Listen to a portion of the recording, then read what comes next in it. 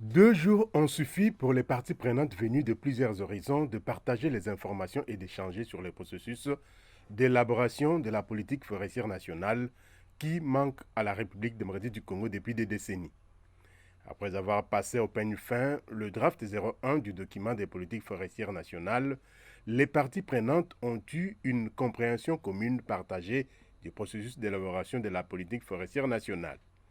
Elles ont également apporté des inputs et des outputs aux dits documents pour enrichissement afin de permettre à la RDC de disposer d'une politique forestière qui a reçu la contribution de toutes les parties prenantes. Je tiens également à remercier le programme de gestion durable des forêts. C'est un programme très important dans le cadre de la réforme forestière de notre pays. En ce qui concerne les négociations de la LOI2, la feuille de route sur le secteur forestier, eh bien, des grandes actions doivent être matérialisées et concrétisées par PGDF. En ce qui concerne la première lettre d'intention, il y a eu très peu de réalisations parce qu'on a mis beaucoup de temps avant de recruter cette firme-là pour aider le ministère et le programme CAFI à matérialiser la feuille de route du secteur forestier qui comprend entre autres la question de la politique forestière, la révision du code forestier,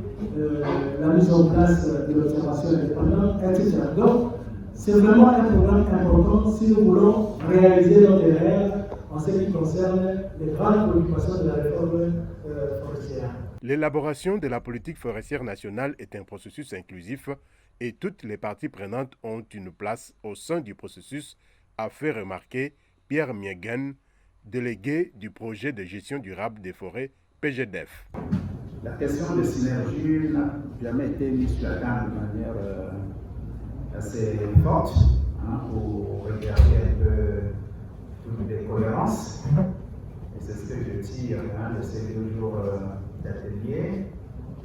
Je sors d'ici avec une conviction qu'il y a eu des efforts de mise en cohérence de cette politique avec les autres politiques sectorielles, mais qu'il y a une nécessité de renforcer. Quand on dit renforcer, c'est avec une phrase, avec un mot, avec un groupe de mots, pour que à la lecture, l'on sente quand même que la politique n'a pas été réfléchie en base au clou. Remerciant toutes les parties prenantes aux travaux, le directeur général ad intérim des forêts a souligné que l'inclusivité du processus a permis aux uns et aux autres d'apporter une pierre à l'édifice qui est la politique forestière nationale avant de remercier particulièrement Right and Resource Initiative, RRI, pour son appui technique et financier à ces travaux. Tous ensemble, nous avons amené une pierre à la construction de cet édifice, de notre politique forestière nationale, qui aura à nous donner des orientations. Et de ces orientations, nous aurons à avoir la régulation de la gestion durable de notre domaine forestier de la République démocratique du Congo, qui est pour le bien-être de notre population présente et future, ainsi que pour l'humanité tout entière. Quant au projet de renforcement des participations des parties prenantes à ce processus, nous vous félicitons, tous les participants, pour votre contribution,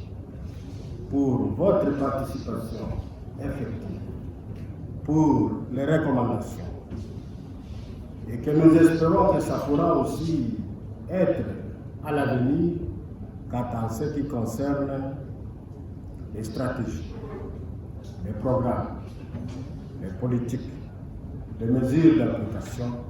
et j'en passe. À l'issue de ces travaux, les recommandations formulées permettront à la coordination de peaufiner le draft du document de politique forestière nationale déjà existant avant sa soumission aux différentes provinces lors des consultations irrélatives. Ce avant son adoption en Conseil des ministres sur proposition du ministre et approuvé par ordonnance du président de la République, conformément à l'alinéa 2 de l'article 5 du Code forestier en vigueur. Signalons que la politique forestière nationale définit les orientations générales qui sont traduites dans un plan forestier national qui, à son tour, fixe les objectifs à atteindre et définit les actions à mettre en œuvre.